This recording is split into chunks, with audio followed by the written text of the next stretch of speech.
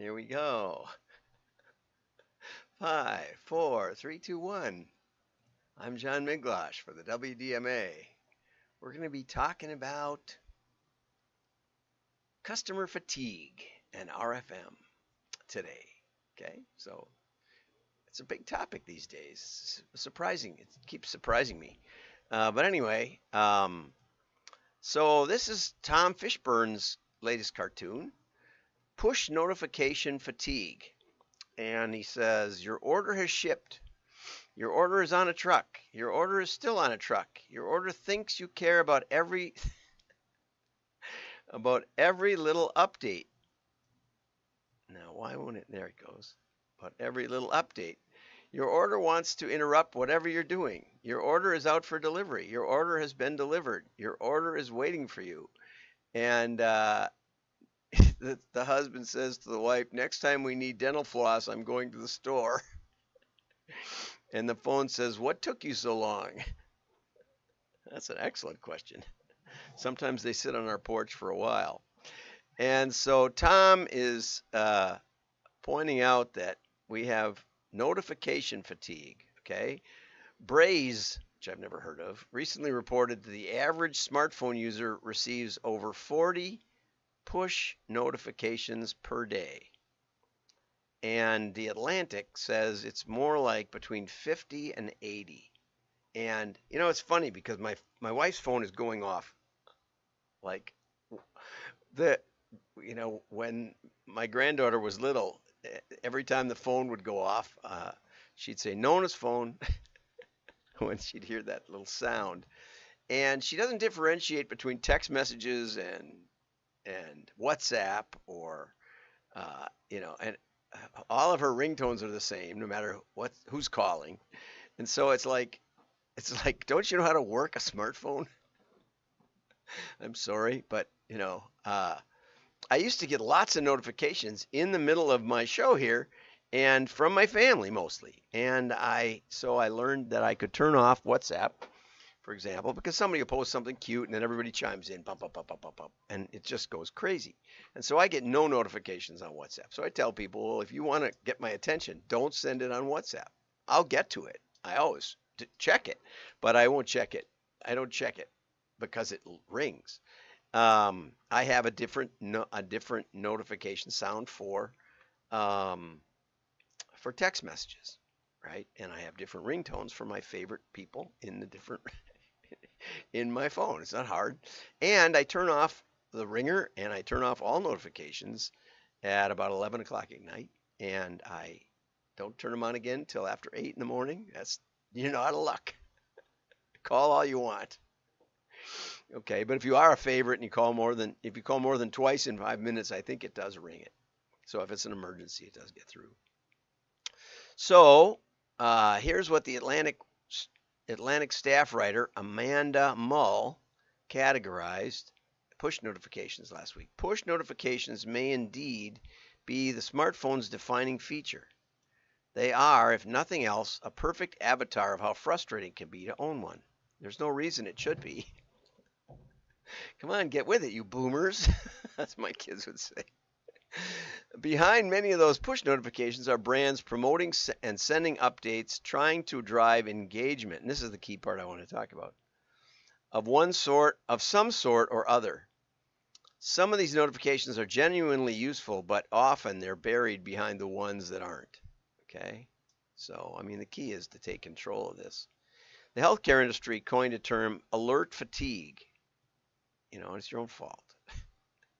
A patient was accidentally given 3,800% order of his medication. I don't know what that means. It's like he got a case of the drug instead of a bottle.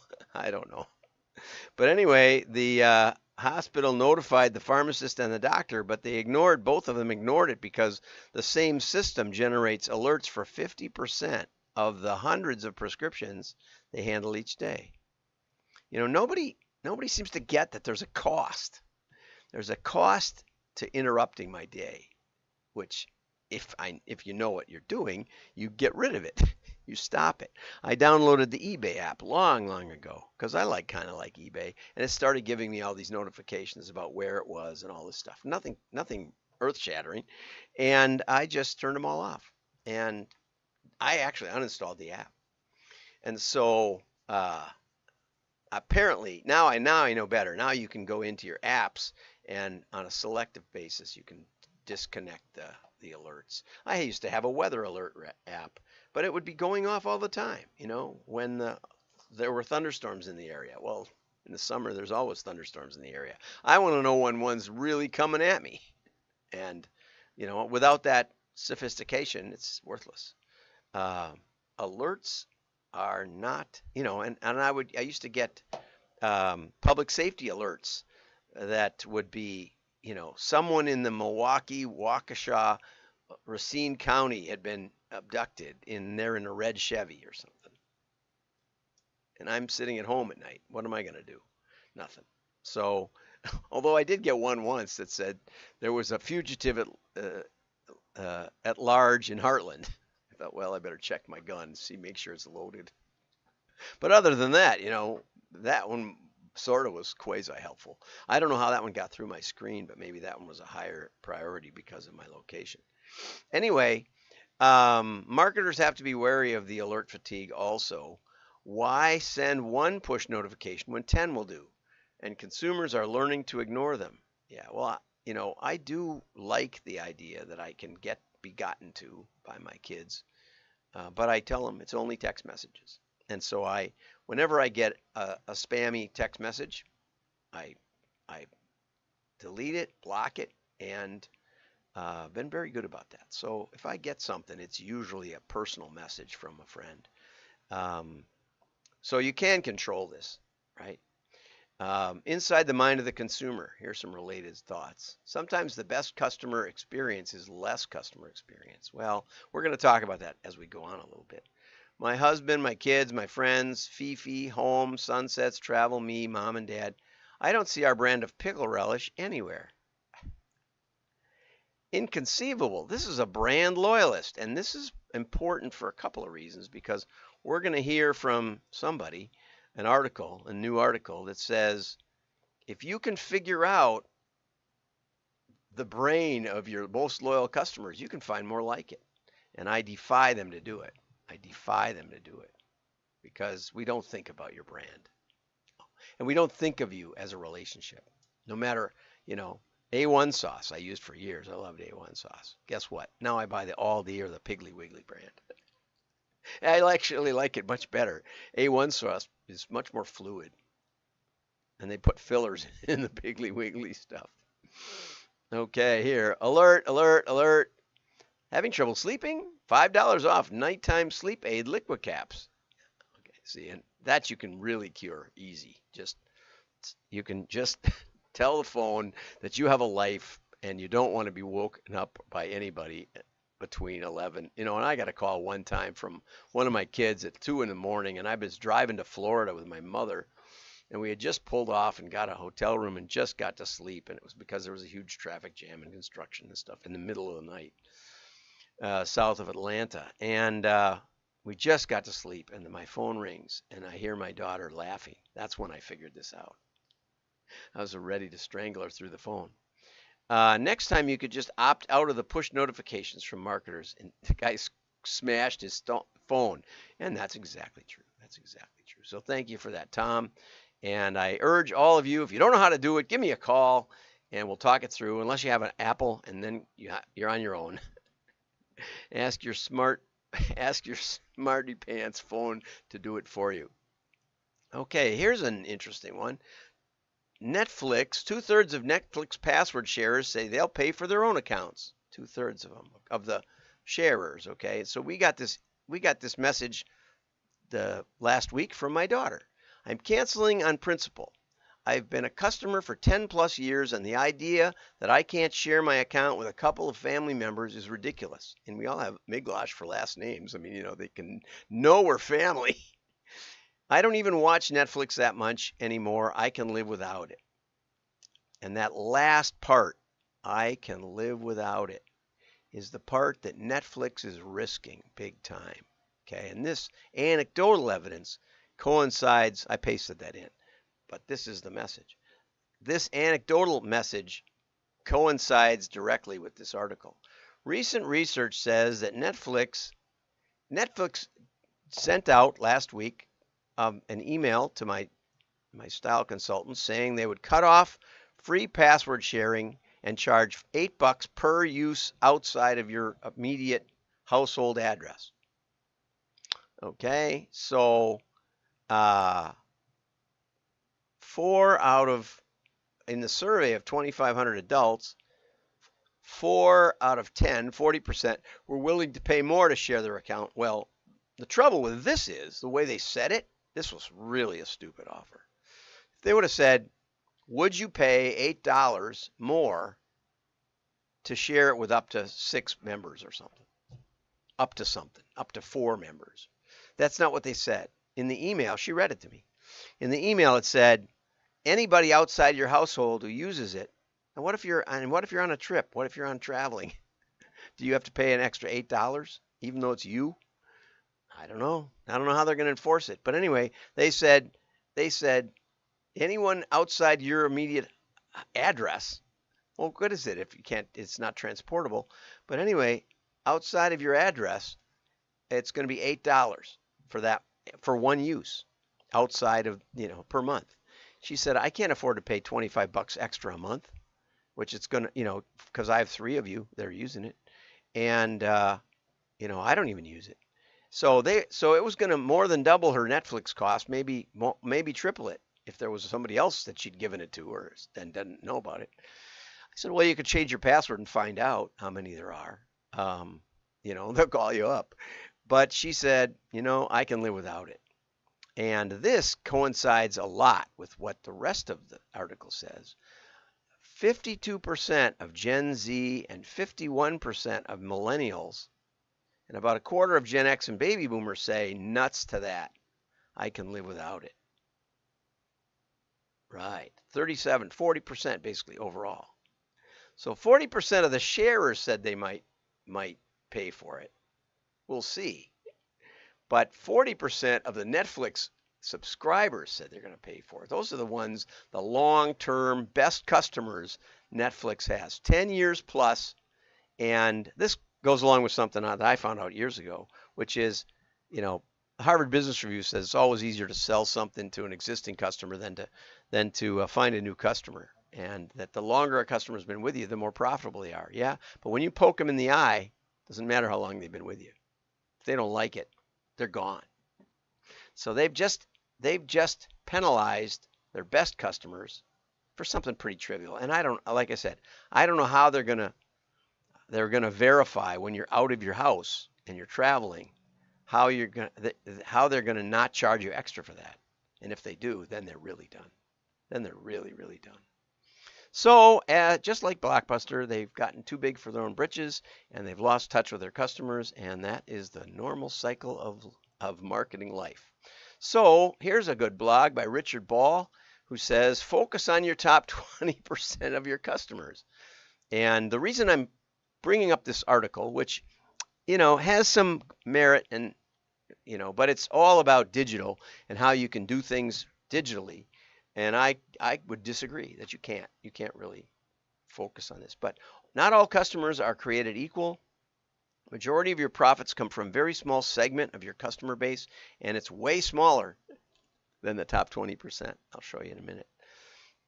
So continually nurturing and investing in these value relationships can be key. And I did a presentation a couple weeks ago for Brian Kurtz on RFM, and people on that call or on a subsequent call where we talked about it, they said that .coms, this was a subscription company, that they gave up on people after 90 days. Bought, and then if they didn't respond in 90 days, they were done. Whereas in the catalog business, George Mosier, National Business Furniture, he would mail somebody that would only order once, he might mail them 10 years if it was a big order, right? He said, it might not be statistically valid, but somebody who paid $50,000 and came from that particular list, that might be a good list. There might be another one in there somewhere, right? So The disproportionate distribution rule, Pareto principles, suggests that 80% of the results or effects come from 20% of causes or inputs. Okay, and it's not exact, and that's true, but it works all the time. I've never seen it not work. And that's kind of the principle of scoring and customer segmentation, is to figure out who's better than others. Now, you can do it a lot better than RFM, and I'll show you some reasons why. But then he says, when you know what makes your customers unique, think back to the pickle relish cartoon, you don't know. In my book, I talk about the I love you variable. That some customers love you, but you know what? They look a lot like the rest of your customers.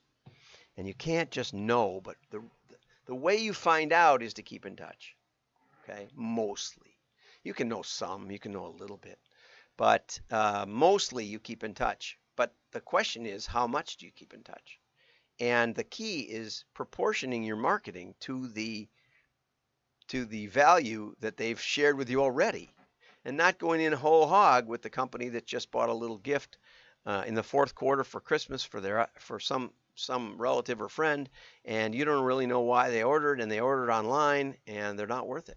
They're not worth coming back to. And we found that off over and over and over in the catalog industry, that digitally acquired customers are close to worthless. Close.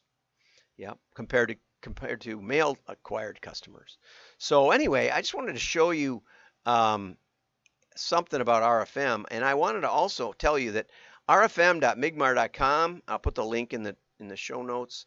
rfm.migmar.com is open again. I was going to show it for that talk I gave, and I went on there and it was all gone. And I had gotten a notice that I was running out of disk space, and it turns out I had like a 15 gig limit, and it was from a plan that was from the 90s.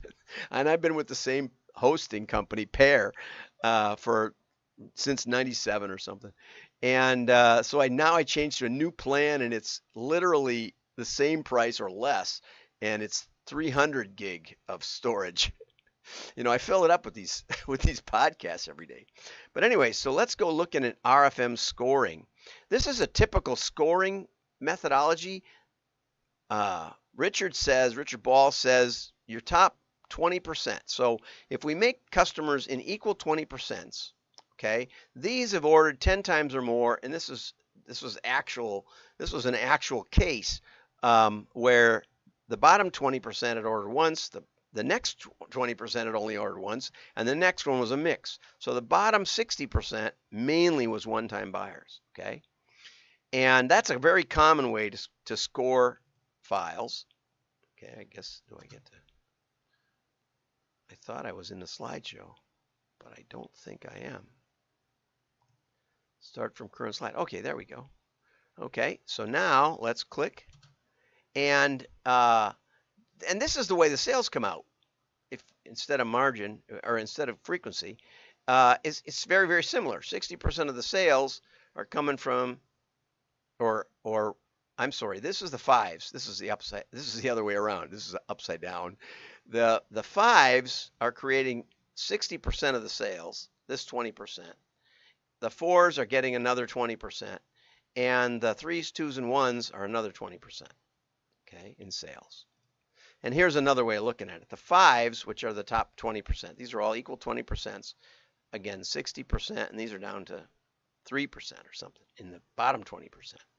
Okay, so we came up with the help of John Worth, a different scoring system which takes the behavior. So this is 20% of the orders, but it's generated by 2 or 3% of the top best customers. Okay, and so it goes. And so the one-time buyers are down here, and they're about half the file. Okay, so when you do this with frequency score, you find out that this is actual data. This is 1% or 2% or something of the customers represent 22% of the sales, and these are real numbers. That's why they're not perfectly 20, 20, 20. I did it on frequency, and then I showed the sales. But you can see that the Pareto principle is true in spades. So if we take the top 20%, which is these three pretty much, so that's 23, 24%. It's 65% of the sales. So it's a pretty good comparison, right? That's pretty normal, right? Okay, makes sense? And the problem is that you have very, very few of these, very, very small number of customers, and the greatest potential is down here. And as I said, many of these will look, other than their buying behavior, the zero data, the zero party data. Other than that, these will look much like this geodemographically, more than likely. And so how can we effectively keep track of these and keep cultivating them while still rewarding the best customers? That is a puzzle. Here's where we have frequency being equal and showing you again the customer count. Lots and lots of these people that have only ordered basically once. There it is again. Okay, and this is the challenge. The challenge here is this is marketing. The marketing spend is that if you treat all your customers the same, and you're inclined to do that if you have very little segmentation. So if you just do email or text messaging or banner ads to their phone or push notifications, and you treat all your customers equally, all your marketing costs is going to be in that worst column. You can't help it, right?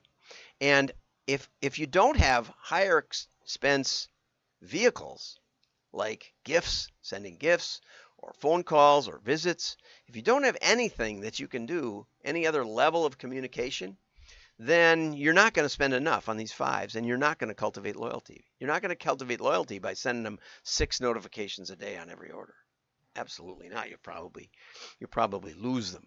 And so I advocate at least going up the level to mail, and maybe 3-dimensional mail, and maybe gifts in the mail for good loyal customers. But when you do that, people say, "Whoa, this is way too expensive. This is, I'm spending thousands and thousands of dollars." Yeah, well, compare it. Just imagine if you took 10% of your sales for that segment. When you take that fine segment, there's not very many of them, but if you take a 10% of your sales and say, "We're going to spend 10% of sales on that and budget that for marketing," you can have a whale of a good time.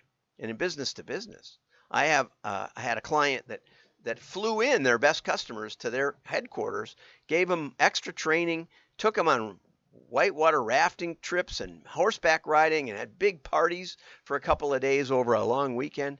And